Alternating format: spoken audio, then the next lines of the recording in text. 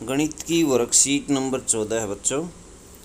कक्षा 6 की गणित की वर्कशीट नंबर 14। तो देखिए बच्चों, पूर्णांक परिचय। तो टॉपिक है पूर्णांक का परिचय। तो पूर्णांक के बारे में जानेंगे। पूर्णांक क्या होता है? धनात्मक पूर्णांक और ऋणात्मक पूर्णांक। पूर्णांक दो प्रकार के होते हैं, धनात्मक और ऋणात्मक। किसी संख्या रेखा को देखें तो इसमें ये देखिए बीच में जीरो है। जीरो के लेफ्ट साइड में ऋणात्मक पूर्णांक होता है और राइट साइड में धनात्मक पूर्णांक होता है। धनात्मक पूर्णांक पॉजिटिव 1 2 3 4 5 इस तरह से ये संख्या आप देख रहे हैं, ये पॉजिटिव अथवा धनात्मक पूर्णांक है। जबकि ये लेफ्ट साइड में नेगेटिव इंटीजर -1 -2 -3 -4 ये ऋणात्मक पूर्णांक है। अब देखिए बच्चों, इससे संबंधित कुछ नियम हैं।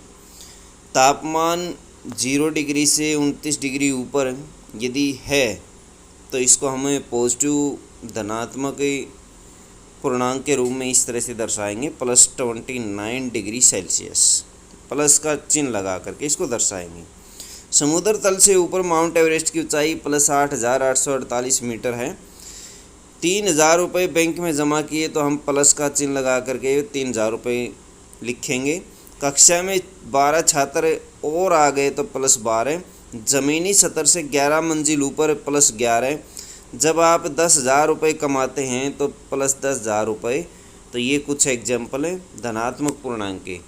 ऋणात्मक पूर्णांक है तापमान 0 डिग्री से 2 डिग्री नीचे -2 डिग्री सेल्सियस। समुद्र तल से नीचे मरीना ट्रेंच की गहराई -10,994 मीटर। बैंक से 4,000 रुपये निकाले गए -4,000 रुपये। 2 छात्र कक्षा से स्थानांतरित कर दिए गए -2। ज़मीनी स्तर से 1 मंजिल नीचे की पार्किंग -1। जब आप ₹400 खर्च करते हैं तो -400 इसको लिखा जाता है। तो बच्चों इस तरह से हमें नेगेटिव और पॉजिटिव इंटीजर को लिख सकते हैं। शून्य न तो धनात्मक है और न ही ऋणात्मक इंटीजर होती है। शून्य कोई भी पूर्णांक नहीं है, मतलब न तो ऋणात्मक है न धनात्मक पूर्णांक है।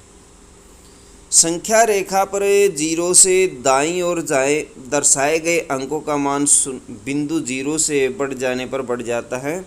संख्या रेखा पर 0 के बाईं ओर जाने पर दर्शाए गए अंकों का मान बिंदु 0 से बढ़ जाने पर घट जाता है। पूर्णांक के बारे में रोचक तथ्य बच्चों। 0 सभी ऋणात्मक पूर्णांक से बड़ा होता है, लेकिन यह सभी धनात्मक पूर्णांक से कम होता है। 1 सबसे छोटा धनात्मक पूर्णांक है, 1 सबसे बड़ा ऋणात्मक पूर्णांक है।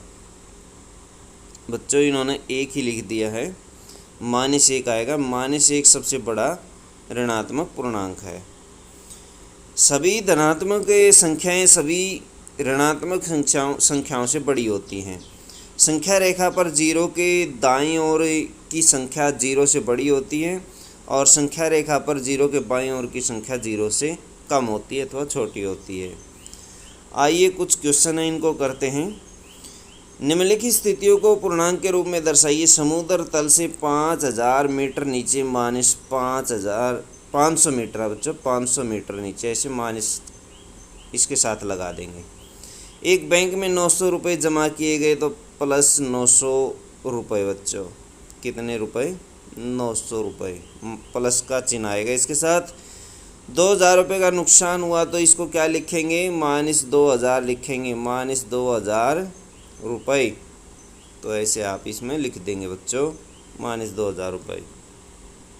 पतंग ज़मीन से 500 मीटर ऊपर उड़ रही है तो +500 मीटर, 500 मीटर ऐसे लिखेंगे।